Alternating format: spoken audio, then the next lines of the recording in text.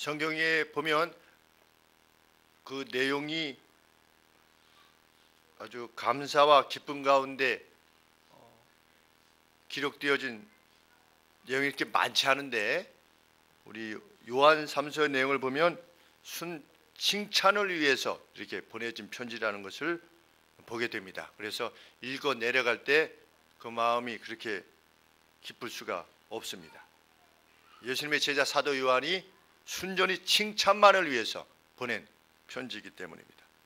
그 중에서 우리가 성경 여러 구절 중에 좋아하시는 구절이겠지만, 사랑하는 자여 내 영혼이 잘됨 같이 내가 범사에 잘되고 강건하기를 내가 간구하노라, 이런 말씀 같은 경우는 정말 좋아하는 성도님들이 좋아하시는 성경 구절이 아닐 수 없습니다.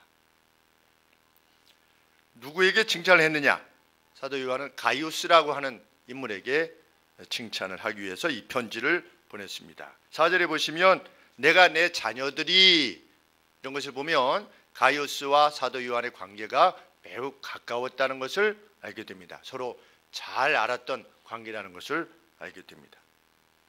그런데 바울이 가이우스를 사랑하는 이라고 부르는 이유는 단지 요한과 가이우스와의 친분 때문만이 아니라는 것을 우리는 알게 되는데, 1절에 보면 장로는 사랑하는 가이오, 사도 요한이 자기 자신을 장로라 이렇게 일컫는 것이지요. 여러 어떤 그 타이틀이 있는데 요한이 장로라, 장로는 사랑하는 가이오 곧 진리 안에서 사랑하는 자에게 편지하노니, 이렇게 말하고 있습니다. 그냥 단순한 친분이 아니라 진리 안에서 사랑하는 가이우스라. 그 원문에 보면 in truth라 이렇게 되어 있습니다. 진리 안에서. 그래서 4절 말씀에 보면 또 진리 안에서라는 말이 계속 나옵니다. 8절에도 이는 우리로 진리를 위하여 그랬는데, 진리 안에서 사랑한다. 이것은 친분 관계를 넘어선 어떤 사랑이라는 것을 말하는 것이죠. 제가 한 2, 3일 전에 치매에 걸린 어떤 할머니와 관계되어진 가정에 대해서 TV에서 방영하는 프로그램을 본 적이 있습니다. 그런데 며느리 되는 자매님이 자기 어머님이 한 80 정도 되셨는데 치매에 걸리신 겁니다. 그래서 치매에 걸리신 어머니를 이제 다른 데 보내는 것이 아니라 본인이 직접 돌보면서 그 여생을 마무리할 수 있게 되기 위해서 이제 집으로 모시려고 하는데, 시댁 부모님의 허락을 받아야 되는 거지요. 그래서 시댁 부모님 댁으로 이제 이 며느리가 가셨습니다. 하셔가지고 그 말씀을 하기 전까지 얼굴에 근심이 이렇게 쌓여 있는 것이죠. 이것을 시아버지한테 어떻게 말씀을 드릴 수 있을 것인가. 친정 어머니를 같이 모시고 살아야 되겠습니다. 이 말 하기가 참 어려운 일인데, 그래서 조심스럽게, 아주 조심스럽게 이래서 이런 상황이 돼서 저희 어머니를 좀 저희 집에서 좀 모셨으면 좋겠습니다. 이렇게 말씀을 드렸더니 그 시아버지 되시는 분이 그럼 이내 그럼 너 어머니니까 당연히 모셔야지, 이런 말씀을 하시는 거예요. 그러면서 며느리의 마음이 좀 이렇게 뭐라 그럴까 멋쩍을까 봐 위트까지 던져주시는 겁니다. 너 벌교에 가서 올라올 때 꼬막이라도 좀 사가지고 와라. 꼬막이라도 사가지고 와가지고 우리 집에 놓고 가라, 이렇게 말씀하시는 거예요. 그러면서 그 다음날 빨리 가라는 거죠. 빨리 가서 너 어머니를 모시고 빨리 올라가라는 겁니다. 꼬막이 먹고 싶어서가 아니겠죠. 근데 위트를 던지심으로 이렇게 며느리의 마음을 위로하는데 깊은 감동이 있더라고요. 이렇게 눈물이 글썽일 만큼. 야, 참 멋있는 시아버지고 시어머니다. 이제 그 밥상에 둘러앉아서 식사를 하는데 남편도 그렇게 멋있게 보일 수가 없었습니다. 장모님하고 앞으로 같이 살아야 된다고 그러는데 남편이 오케이 하는 거죠. 그럼 어머니 같이 모시고 살지. 이렇게. 그래서 여러분들도 습관이 있으시겠지만 저도 습관이 있습니다. 화면을 살피는 거지요. 틀림없이 예수님 믿는 집안 같구나. 이렇게 해서 화면을 이렇게 이게 살피는데 화면 안에 나오는 거죠. 이렇게 위에 성경 구절이 이렇게 써 있는. 그래서 그 시아버지 되신 분 그리고 그 시대 가족들에 대한 어떤 깊은 애정을 느끼게 되는 겁니다. 이게 뭐냐? 그러니까 진리 안에서의 사랑이라. 한 번도 본 적이 없잖아요.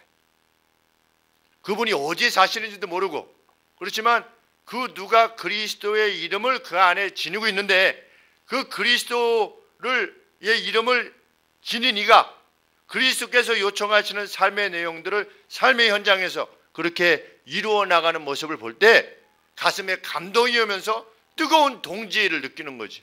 그게 뭐냐? 이게 진리 안에서의 사랑이다.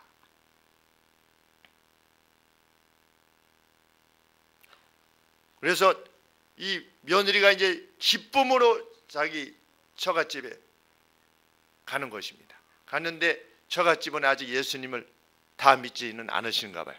그래서 아버지 제사를 드릴 때 온 가족들이 이렇게 절하고 제사를 드리는데 지켜보니까 여자들 절할 때 그 며느리만 빠진 겁니다. 그 며느리만 예수님을 믿는 거죠. 느낌이. 그래서 저 며느리를 통해서 저 가정도 함께 예수님을 알게 돼서 그런 기쁨 가운데 같이 살았으면 좋겠다. 이런 마음이 아주 간절하게 들었었습니다. 장로는 사랑하는 가요를 진리 안에서 사랑하노니 사랑하여서 편지한다. 그렇다면 무엇이 사도 바울로 하여금 가이우스에 대해서 진리 안에서 사랑하는 자여 이렇게 말할 수 있게 하는 것인가? 그것은 가이우스가 믿음 안에서의 형제들에게 보여준 사랑 때문이었습니다. 이 믿음 안에서의 형제들이란 다름 아닌 순회 전도자들이었습니다. 우리가 1940년대 50년대만 해도 순회 전도자들이 많았다고 합니다. 각 마을마다 교회가 있었던 것이 아니고 또 목사님들이 많이 계시지 않았기 때문에 이게 오전에 한 9시에 이 마을에서 예배를 드리면 또 예배 드리고 나서 빨리 이동해서 다른 마을에서 또 예배를 드리고 순회 전도자들이 예배를 드렸지요. 그 순회 전도자들이 복음을 위해서 나갔다가 가이우스 집에 이르렀다가 돌아와서 가이우스에 대해서 증언을 한 것입니다. 그 증언을 듣고 사도 요한이 그렇게 기쁨으로 지금 편지한 것입니다. 그것이 3절 말씀입니다. 형제들이 와서 너에게 있는 진리를 증거하였다. 네가 진리 안에서 행한다니 내가 심히 기뻐하노라. 그러면 가이우스가 진리 안에서 행하고 있다고 하는 증거가 무엇인가? 아까 그 시댁 같은 경우는 며느리의 그 아픔을 그 슬픔을 위로하기 위하여서 아버지가 던지는 그 어떤 위트 그리고 그것을 기꺼이 허락하는 것이 그 집안이 진리 안에 있다고 하는 증거가 되는 것처럼 이 가이우스에게는 어떤 증거가 있었는가? 5절 말씀해 보시면 사랑하는 자여 네가 무엇이든지 형제 곧 나그네 된 자들에게 행한 것이 신실한 일이니 네가 마치 스트레인저와 같은 나그네와 같은 어떻게 보면 처음 보게 되는 사람임에도 불구하고 네가 신실하게 그들을 대했다 이것입니다.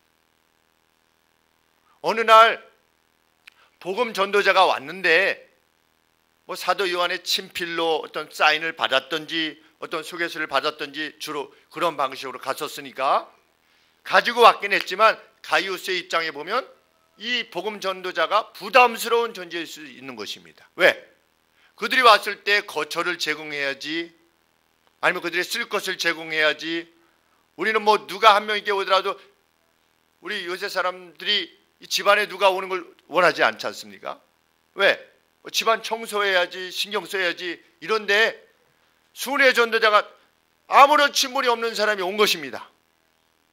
그런데 물어보니 복음을 전하기 위해서 왔다는 겁니다. 이랬을 때 얼마나, 그냥 일반적으로 보면 얼마나 부담이 됐겠습니까? 그런 사람들이. 저 집은 너무 누추해서 오시기가 좀 힘들겠는데 뭐 이러지 않겠습니까? 그런데 가이오스는 그렇게 행하지 않았다는 겁니다. 5절 말씀에 신실하게 행했다 그랬습니다. 충성스럽게 행했다. 누구에 대하여? 그들에 대하여. 누구의 이름으로? 그리스도의 이름으로. 그들이 그리스도 안에 있고 내가 그리스도 안에 있으니 처음 만나이라 할지라도 사랑한 것입니다. 사랑하기 위해서 온 힘을 기울인 것입니다. 우리 요한 1서 5장 그 바로 앞에 요한 1서 5장 1절 말씀에 보시면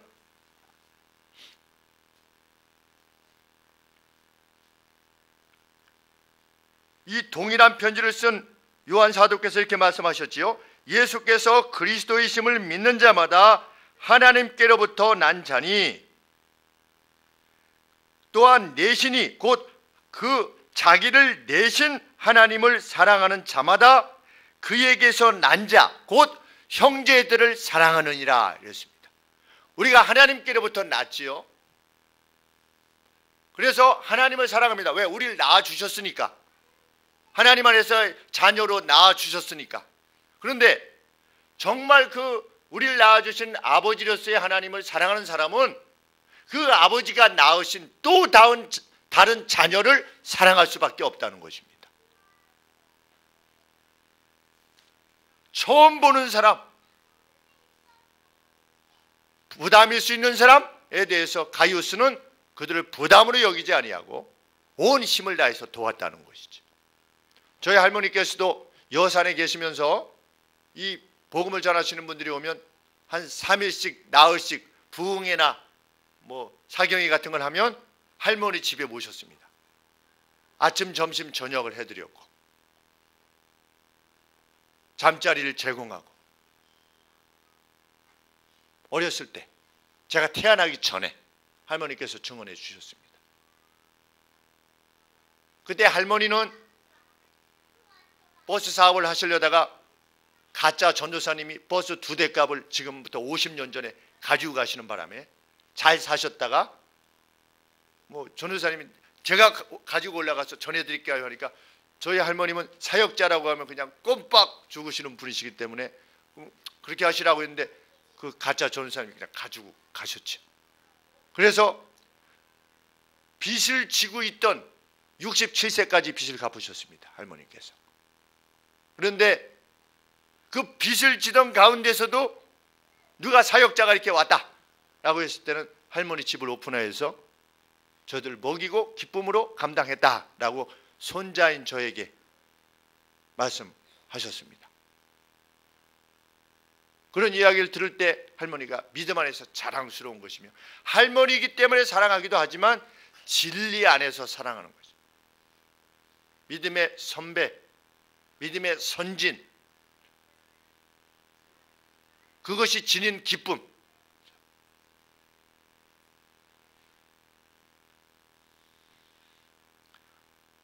우리 성도님들 중에 일부 성도님들은 저보고 오지랖이가 너무 높다.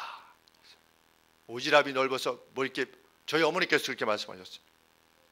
우리 희승이는 노가 없는 바람에 고생 진당한다. 누가 이게 뭐 필요합니다. 그러면 거의 누가 이거 해야 됩니다. 그거 하죠. 저거 해야 됩니다. 저거. 근데 그 오지랖이를 어디서 배웠느냐? 저희 할머니한테서 배운 겁니다. 오지랖이가 가져다 주는 기쁨. 그거는 뭐 느껴보지 못한 사람은 모르는 것이지. 그래서 사도 요한도 가이오스를 칭찬하는 것입니다. 더욱 격려하는 것이죠. 적당히 섬기지 않았습니다. 6절 말씀에 보면 저희가 교회 앞에서 너의 사랑을 증거하였느니라.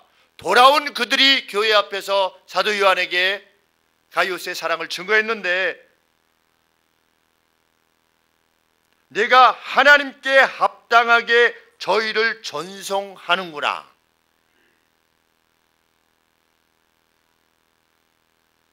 그냥 마지못해서가 아니라 그들 안에 있는 하나님의 이름에 걸맞게, 그 하나님의 이름에 합당하게, worthy 이렇게 되어 있습니다. worthy. 대통령은 대통령에 합당하게 예우를 대하지요. 우리가 가령 예를 들어서 예배 끝나고 나왔는데 이명박 대통령께서 이렇게 어떻게 다 지나오셨다. 그러면 우리가 장로님으로서 예우를 할 것이지만 나라 대통령으로서 예우를 표하는 것이죠. 그가 누구든 뭐 노무현 대통령께서 오시든 뭐 김대중 대통령께서 오시든 만약에 누가 오시면 우리가 그 격에 맞게끔 우리가 대할 것입니다. 그분은. 그렇죠? 사랑과 존경으로. 그런데 이 가이우스는 그들을 대할 때 누구의 격에 맞게, 그들 안에 있는 하나님의 이름의 격에 맞게 그들을 대했다는 겁니다. 그리고 얼마나 충성스럽게 그들을 선대했는가를 알게 하는 대목입니다. 정말 멋있는 사람입니다. 우리는 그런 사람 되는 게 그게 예수님을 믿는 것입니다. 안타깝게도 예수 믿는 사람이 째째하다. 예수 믿는 사람이 인색하다. 예수 믿는 사람은 자기만 안다. 예수 믿는 사람은 자기보다도 더 나쁘게 행동하는데도 불구하고 단지 예수 믿기 때문에 교회 다니기 때문에 천국 간다고 얘기한다. 이런 말이 아니라 그 누가 우리를 볼 때에 우리 안에 있는 그 예수님, 그 능력, 예수님이 말씀하신 그 사랑, 그것을 집행하기 위한 수고와 열심, 헌신, 그것이 나타나 보여지기를 우리는 원하는 것이지요. 그게 예수님을 믿는 것이기 때문에. 근데 그것은 예수님이 말씀하신 것처럼 나의 멍에는 가볍고 쉽다 그랬습니다. 왜 예수님의 멍에는 가볍고 쉬운가? 너희는 내 멍에를 메라 그랬죠. 예수께서 말씀하시는 것은 하나님을 믿는 것은 어떤 격을 갖추는 것이 아니라 어떤 의식적인 어떤 그런 차원의 것이 아니라 뭐 안식일에는 몇 킬로 이상을 걸어가면 안 되네, 안식일에는 몇 킬로 되는 것을 이상의 무게를 들면 안 되네 라고 하는 어떤 교조주의적인 그런 가르침을 따르는 것이 하나님을 믿는 것이 아니라 예수님이 요청하시는 그 누군가에 대한 사랑, 저들의 유익을 위한 애씀, 그것이라는 것을 세상에 우리가 드러내줘야 되는 것이죠. 그런데 그것이 지닌 기쁨과 그 환희를 알게 되면 그것이 짐으로 다가오는 것이 아니라 기쁨으로 다가온다는 것이죠. 근데 그건 돈 주고도 못 사는 것이라는 겁니다. 돈을 아무리 줘도 못 사는 기쁨인 것입니다. 수년 전에도 말씀드렸지만 백신중학교에 있는 어떤 학생이 다니면서 집에 가는 길에 가방 메고 막 길에 있는 막 쓰레기를 막 주워가지고 한 움큼을 가지고 지나가길래 제가 머리가 이렇게 혹시 된 아이가 아닌가 이래가지고서 학생 그거 뭐하려 쓰려고 그러나 쓰레기 그랬더니 길이 좀 지저분했어요. 제가 좀 줍고 가는 중입니다. 이야 그래? 몇 학년이야? 지금 중3입니다. 그래 어느 학교인가? 백신중학교입니다. 이야 학생 대단하네. 바로 전도가 나와야 되잖아요. 그런 아이들이 천국 가야 되지 않겠습니까? 그래서 교회는 어떻게 예수님은 믿나? 그랬더니 네 일산은혜교회 다니고 있습니다. 일산은혜교회가 저희 선배님 교회거든요. 암센터 앞에 있는. 얼마나 부럽던지. 막 죽고 다니는 녀석이. 그 기쁨을 안 거죠. 다른 사람 보기에는 이렇게 될 정도로 그 기쁨을 알고 다니는 겁니다. 그래서 나중에 물어봤습니다. 백신중학교 다니는 아이한테. 누구지 모르니까 잘. 야 혹시 너희 학교 중에 뭐 쓰레기 뭐 이렇게 주고. 그 형이요? 뭐 알아? 그 형 학교에서 유명해요. 그래? 어디 유명해? 정교회장이에요. 정교회장이야? 정교에서 공부 제일 잘해. 그래? 학교에서도요 계속 쓰레기 줍고 다녀요. 전교생에게 영광을 받는 전교생이 안다는 거죠. 전교생.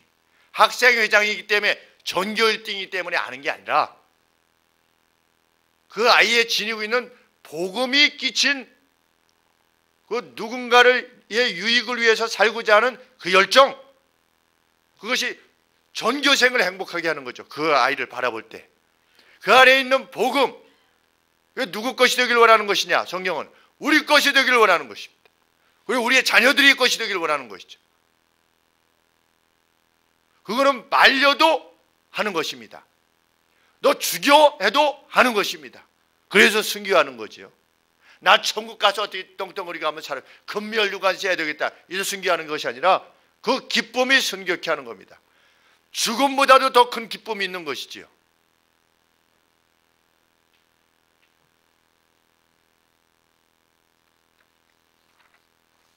그러나 보통은 자신과 친분이 없는 사람에게 그렇게 못합니다. 그들을 돕기에 너럽지도 않고 풍성하지도 않습니다. 도와도 짜장면값 내는 것입니다.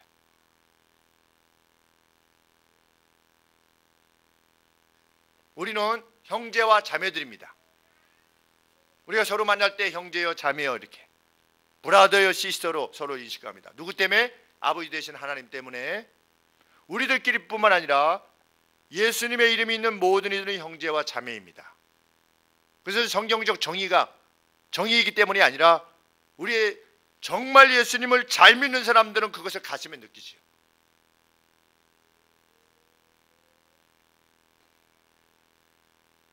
그런데 세상은 심지어 피를 나눈 형제라 할지라도 서로 잘 못 돕습니다. 그래서 제가 일반 사람들에게도 그러한가 해가지고 물어봤습니다. 형제들끼리도 참 돕기가 참 어렵죠. 축구 동호회에 있는 분들이 다 그렇게 답변하더라고요. 네, 돕기 어렵습니다. 잘 살아도 안 돕는 거죠.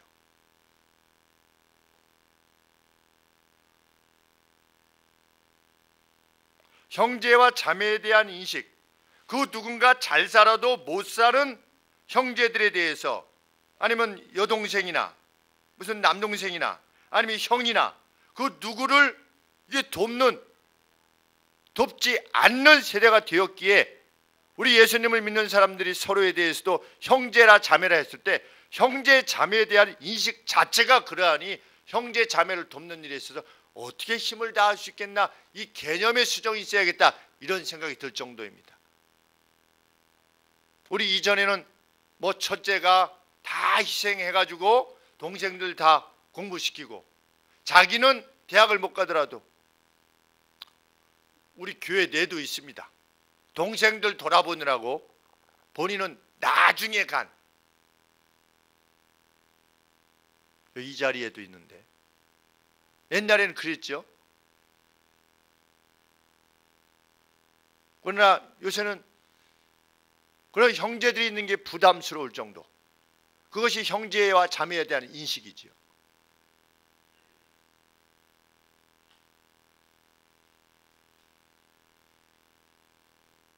자신을 온갖 정성을 들여서 키운 부모님에 대해서조차도 그러합니다. 우리가 자녀들을 길러보면 정말 있는 힘을 다하여 자녀들을 기르지 않습니까? 근데 그것을 감안한다면 우리 부모님들이 나를 어떻게 길렀을까 생각하지만, 생각하는 것이 마땅한데도 부모님들은 늘 우리들을 대할 때 뭐 이렇게 도움을 요청할 때 미안한 표정으로 도움을 요청하지. 제가 칼럼에 이렇게 썼듯이 어머니께서 김 목사 어떻게 오늘 지금 어디 있나? 어머니 교회에 있는데요. 왜요? 아니 뭐 아니야. 뭔데요, 마? 요새 뭐 순무가 좀 나온다고 그러는데 어머니가 배추 뿌리 좋아하시거든요. 근데 그 순무가 배추 뿌리 맛하고 좀 비슷하잖아요. 그래서 순무로 이제 이 김치를 담으시려고 그러는데 그래서 순무요, 마? 그럼 강화도 그게 강화도 시장에 많이 나온다고 하더라. 그래서 그냥 한번 물어봤다. 사실은 어머니께서 저희를 기르시느라고 초등학교 선생님 하시면서 30여 년간을 도시락을 12개 싸셨거든요. 아침에 싸시고 아침 다 먹이시고 학교를 가셨습니다. 그 생활을 30년을 하셨죠. 30여 년을. 그런데 순무 하나 이렇게 사러 가자고 할 때 자식에게 그런 부탁을 하는 게 미안할 만큼 부모는 늘 그런 마음인데, 과연 우리들이 그런 부모님의 마음들을 얼마나 헤아리면서 사는 것일까, 이런 생각을 해보게 되면서 참 조금 더 부모님에 대한 생각을 해야 되겠다. 저 개인적으로 이제 홀로 남으신 어머니에 대해서 그런 생각을 하게 됐습니다. 50이 넘도록 어머니에게 도움을 받아야만 되는 이러한 생활을 늘 하고 있는 것이 참 죄송스럽기도 하고,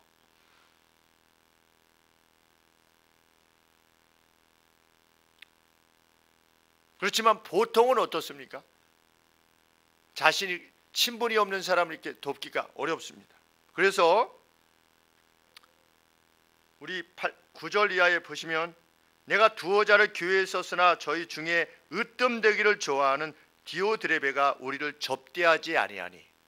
디오드레베라는 인물이 있는데 아마 같은 교회 내에 속해 있었나 보지요. 그런데 사도 요한이 편지를 썼음에도 불구하고 이 디오드레베라고 하는 인물은 이 나그네들을 대접하지 않은 것입니다. 박대한 것입니다. 당연하죠. 왜? 친분이 없는 사람들이니까. 내가 도움을 주어야 될 이유가 없는 사람이니까. 이 진리 안에서가 아니라면. 그러니까 박대했을 뿐만 아니라 10절 말씀에 형제들을 접대치도 아니하고 접대하고자 하는 자를 금하여 교회에서 내어쫓는도다. 저 사람들 계속 도와주면 그거 계속 받는 버릇이 생겨서 그거 안 돼요. 그거 도와주지 마세요. 그게 게을러서 그래요. 그래서 돕고자 하는 사람들까지 막아서 교회에서 내어쫓을 정도로 그렇게 행하는 자들이 있었다는 겁니다. 두 사람이 등장하는 것입니다. 두 부류의 사람이. 과연 성경은 우리에게 어떤 부류의 사람이 될 것이냐 요청하는 것입니다. 우리는 과연 가이우스에 속한 사람으로 살 것이냐, 신앙생활을 하면서 늘 불평하면서 남을 돕지 못하는 이유에 대해서 말하면서 사는 이 디오드레베 같은 사람으로 신앙생활을 할 것이냐, 그 진리 안에 있지 않는 거지요. 그는. 그런데 이 표현이 뭐라고 그랬습니까? 으뜸되기를 원하는, 교회 내에서 퍼스트가 되기를 원하는 것입니다. 이 사람은 늘 교회의 지도자로서 불림을 받기를 원하는 사람이지요. 그런데 그 안에는 진리는 없는 것입니다. 그 안에 진리가 없다고 하는 표가 무엇입니까? 형제들을 사랑하지 않는 것입니다. 형제들을 사랑하기 위한 대가를 지불하지 않는 것입니다. 하나님의 사람은 하나님의 사람들을 사랑하기 위한 코스트를 지불하는 사람입니다. 그것이 시간이든 돈이든 아니면 자기의 건강이든.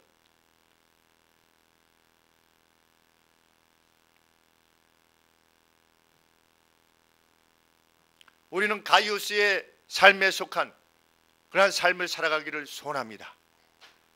그것이 우리의 교회가 되기를 원합니다. 왜? 사도 요한이 이렇게 편지했기 때문입니다. 2절 말씀에 사랑하는 자여, 내 영혼이 번영함 같이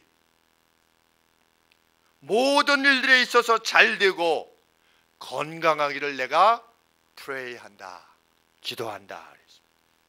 사도 요한이 직접 기도해 주는 겁니다. 누구의 마음입니까? 하나님의 마음입니다. 하나님의 마음은 무엇입니까? 영원히 번영하는 사람에게 모든 것이 잘되고 건강하게 되기를 원하는 것이 하나님의 마음입니다. 왜? 하나님이신 예수님에게서 직접 배운 분이 누구입니까? 사도 요한이기 때문입니다. 그렇게 해서 기도하는 것이지. 그러면 영원의 번영, 영원의 프로스퍼라고 되어 있는데 이 프로스퍼라고 하는 것은 뭐냐? 뭐가 영원히 잘 되는 것입니까? 영원히 잘 된다는 것은 무엇이지요?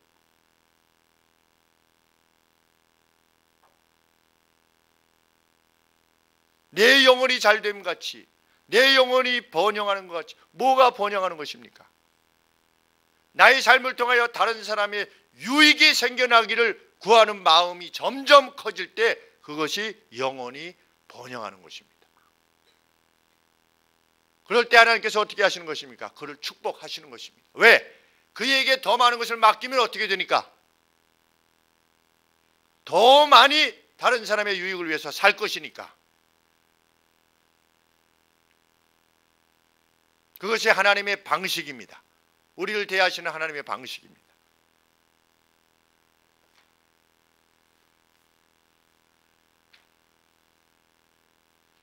목사도 기도하게 되는 것입니다. 그 영혼이 잘 되는 모습을 보게 될 때 하나님, 저 가정에게 하나님은 능력의 하나님이시며 자비의 하나님이시라는 것을 확증시켜 주시옵소서. 저 가정을 통해서. 저 가정이 지금 세상적으로는 어렵고 힘들어 보이지만 하나님은 영원히 번영하는 이들에게 함께 하시며 그와 동행하셔서 역사하시며 홍해도 가르시는 분이시라는 사실을 하나님께서는 까마귀를 통하여 먹을 것을 제공하셨으며 가루의 통에 밀가루가 다하지 아니하였으며 그 오일이 다하지 않도록 그 병을 지키셨으며 자기 백성을 위하여 능력을 베푸셨다는 사실을 하나님 그 가정을 통하여 입증하여 주시옵소서. 그래서 다른 가정들도 그 가정을 보면서 나도 하나님의 말씀대로 영원히 번영을 위해서 힘써야 되겠구나 하는 것이 우리 교회에 널리 퍼질 수 있도록 해주시옵소서라고 목사는 기도하는 것입니다. 여러분들도 서로를 위해서 그렇게 기도하시겠지. 하나님이 저 가정은 특별히 하나님이 살려내셔야 됩니다. 그렇게 기도하게 되죠. 저 가정은 어려움 가운데서도 하나님을 의지하며 나아가고 있습니다. 그리고 그의 삶 가운데서 상대의 유익을 위하여서 그저 밤낮으로 애쓰고 있지 않습니까? 하나님 돌봐주시옵소서라고 구하는 것이지.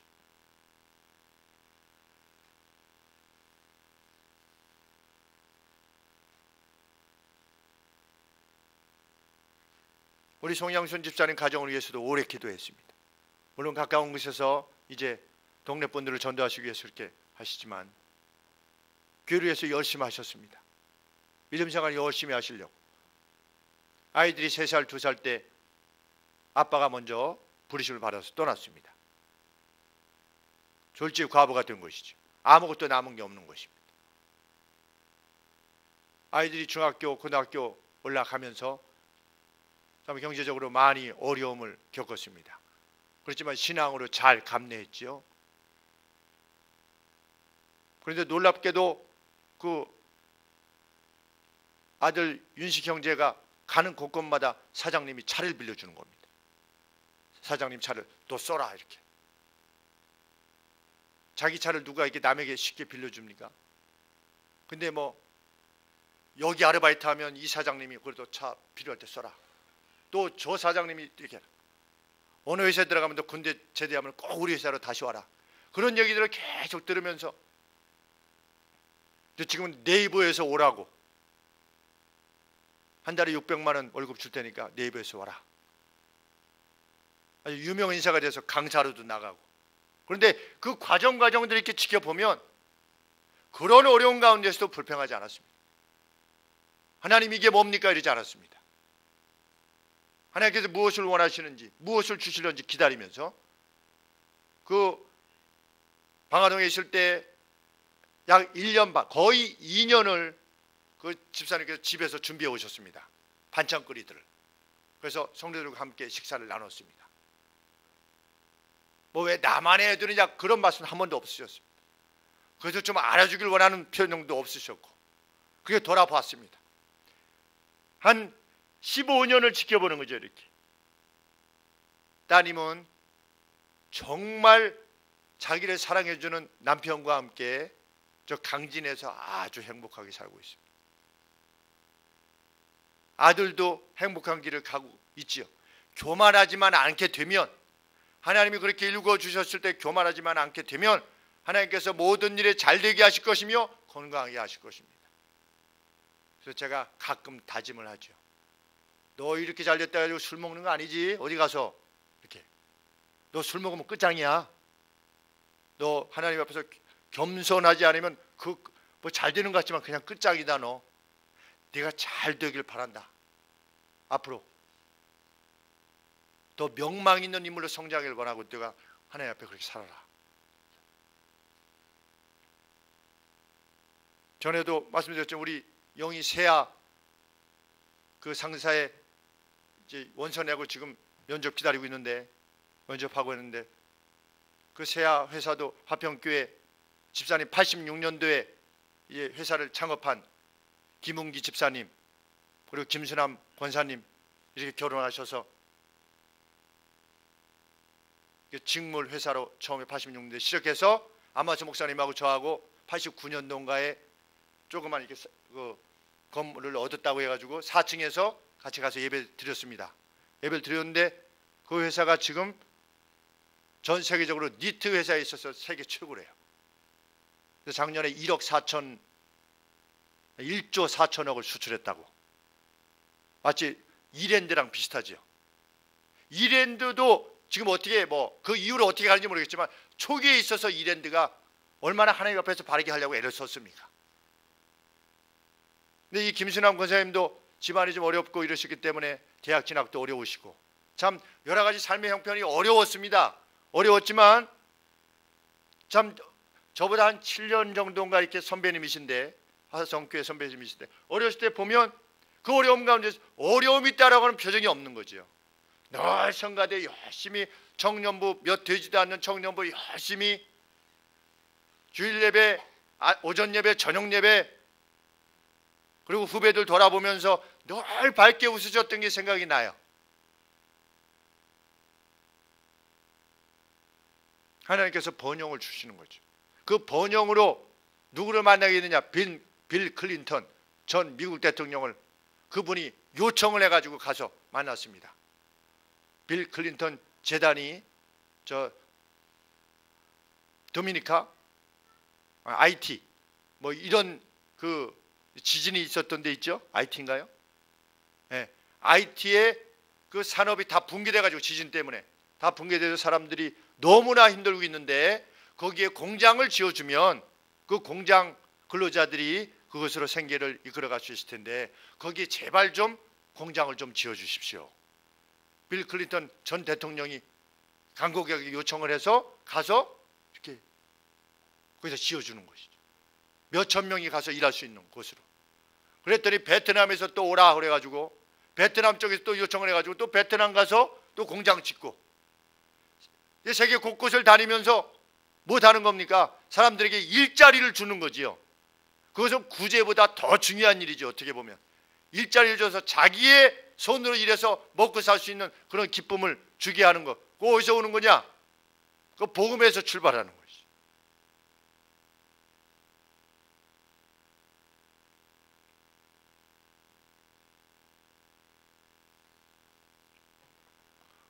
지금 있는 성도에 대해서 논하기가 좀 그렇긴 한데 소율이가 이렇게 귀가 아파서 계속 기도하고 있는데 우리 난수 형제님이 저 지방에서 발표를 해야 되는데 공정이 지연된 이유에 대해서 발표를 해야 됐다고 그래서 스트레스가 엄청 났었는데 왜 공정이 지연됐는가에 대해서 발표를 해야만 했대요. 높은 사람들 앞에서. 얼마나 힘든 일이었겠습니까? 그래서 발표를 하고 났는데 그 전무님이 표창하라고 그랬대요. 표창. 어떤 전혀 상황 자체가 역전되는 거지요. 정말 하나님 그것은 이상한 일이 아니고 이상하다가 아니고 하나님 안에서 삶의 진실함을 구하며 그 누구의 유익을 구하며 그것을 기쁨으로 알며 그렇게 살려는 가정들을 하나님께서 어떻게 하시는 것입니까? 돌아보시는 것입니다. 왜? 내 영혼이 잘됨 같이 내가 범사에 잘되고 in all respects 그랬습니다.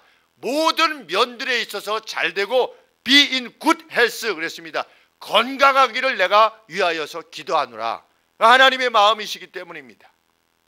장수하고 싶으냐? 성경 뭐라고 그랬습니까? 하나님의 말씀을 잘 따르라고 그랬습니다. 하나님의 말씀대로 잘 따르라. 우리 금요 성경 공부 때 어려울 때도 모이지요. 어렵게 있지만 화요 성경 공부, 힘들지만 주일 저녁 예배 열심히, 그리고 성도들이 어려움이 있다고 하면 찾아가 보고, 누가 기쁜 일이 있다면 또 찾아가 보고, 자기의 시간을 내고 자기의 돈을 내고 격려하고 위로하고 용기를 주고 새롭게 일어날 수 있도록 이 하는 일들 가운데 우리가 있다면 걱정할 일이 없는 것입니다.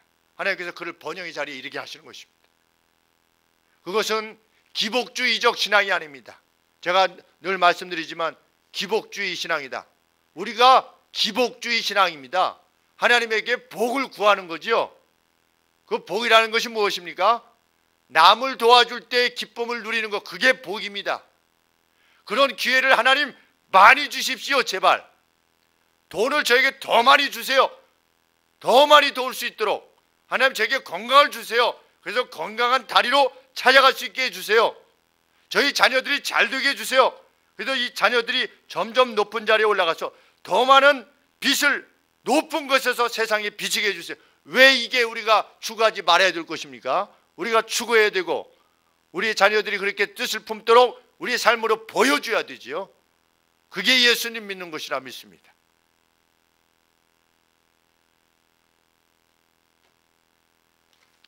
우리 양만석 집사님께서도 금요일날 간증하셨습니다. 미국 가 있는 판에 뭐가 이렇게 전혀 예기치 않게 어떤 약이 이렇게 들어가게 됐다는 것이 이상하다, 이렇게 집사님 말씀하셨습니다. 희한한 일이라는 식으로. 그게 희한한 일이 아니고요, 하나님 안에서 살면 희한한 일이 자주 발생합니다.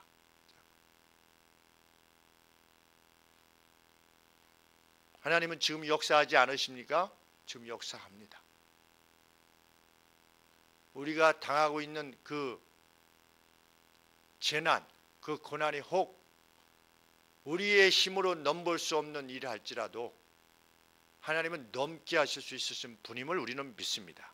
현재와 과거와 현재와 미래, 우리 하나님은 우리를 죽었던 생명을 하나님께서는 다시금 소생시키실 수 있는 분이시라고 성경이 말씀하고 있고 우리가 그것을 믿지 않습니까?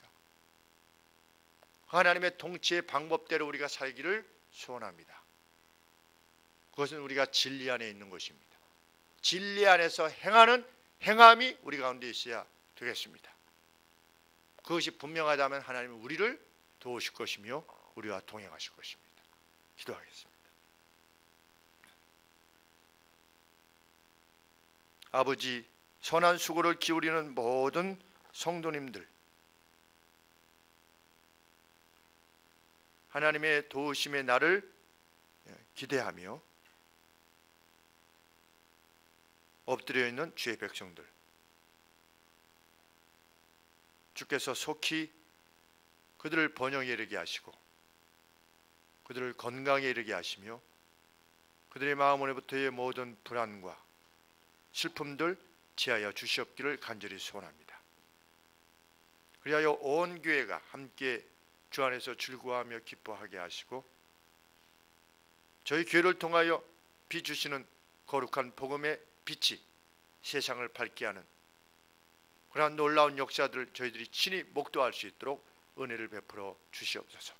생업을 위하여, 사랑하는 부모님을 위하여 간구하는, 사랑하는 자녀들을 위하여 간곡히 호소하는 주의 백성들의 기도에 하나님 응답하여 주시옵소서. 예수님의 이름으로 기도합나이다. 아멘. 우리 다 같이 일어나셔서